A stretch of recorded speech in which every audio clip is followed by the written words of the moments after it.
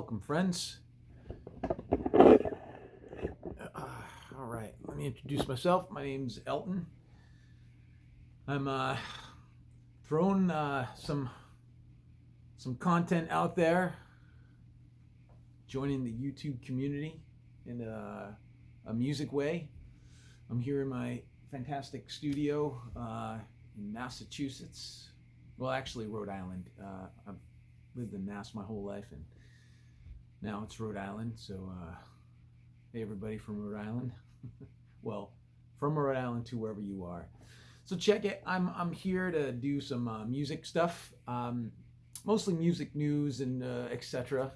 This is Elton's 15.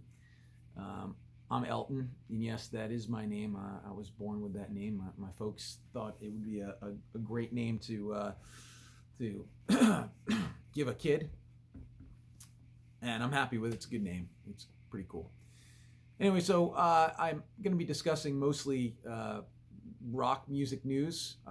I'm very interested in channels that discuss rock music and what's current in the news regarding that stuff. And I've followed rock music my whole life, and I figured I'd throw my 2 cents in as for whatever that's worth or not worth.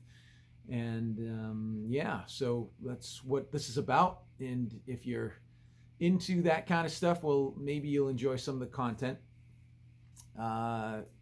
Yeah.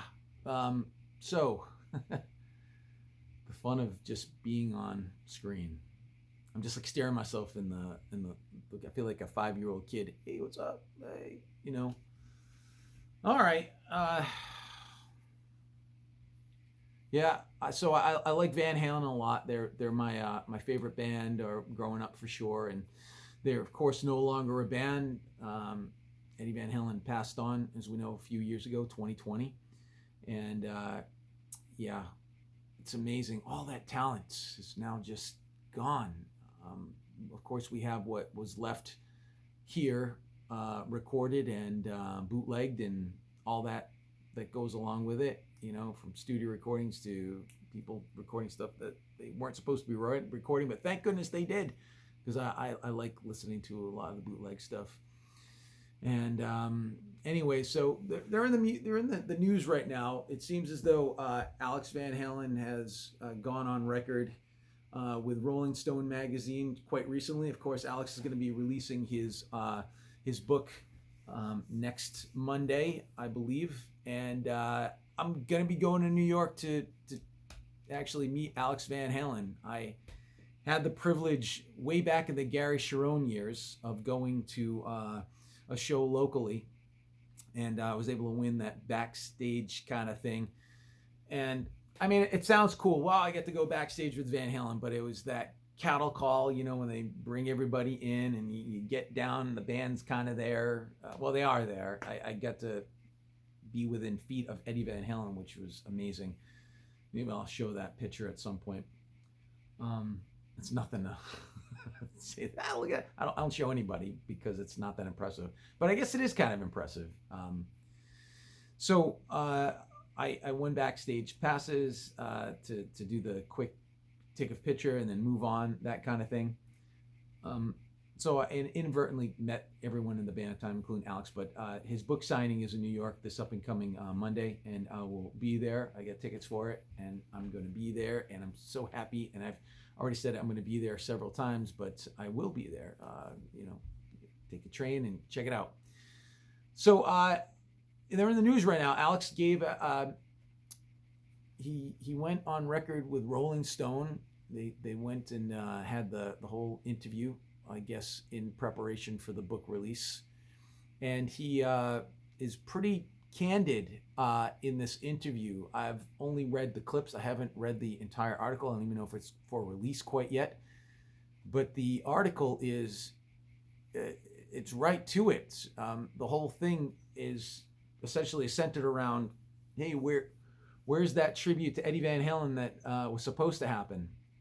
And he pulls no punches in this clip. He basically blames David Lee Roth for why it fell apart. And the basics of it is he wanted to put on a tribute style very much in the way that they honored Freddie Mercury back in 1991, 92, somewhere around there. I don't know that specific date.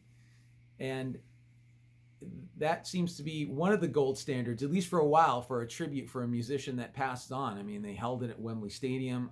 A whole bunch of bands came in and played their tunes and Queen songs with guest vocalists, or sometimes whole parts of bands would just perform Queen songs.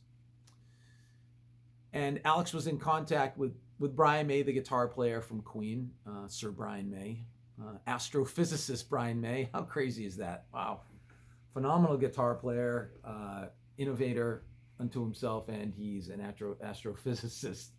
For real. I mean, I'm not making that up. That's incredible. So he contacts Brian, and I guess they kind of go over whatever you would go over when you're asking questions regarding, hey, what's a proper way to do a tribute from. Alex was asking the questions for his brother Eddie, and I guess it came down to, okay, this is what you need to do. And so Alex and Roth had enlisted, or were about to enlist Michael Anthony to play bass, and Joe Satriani, who just toured with Sammy Hagar this past summer. I went to that too. Woo! Great stuff. So that was part of the initial lineup with Jason Newsted, ex-Metallica bassist, was supposed to be part of that too. Anyways, no surprise, it didn't happen. And Alex points to David Lee Roth being the reason why it didn't happen. So they were going in, rehearsing music.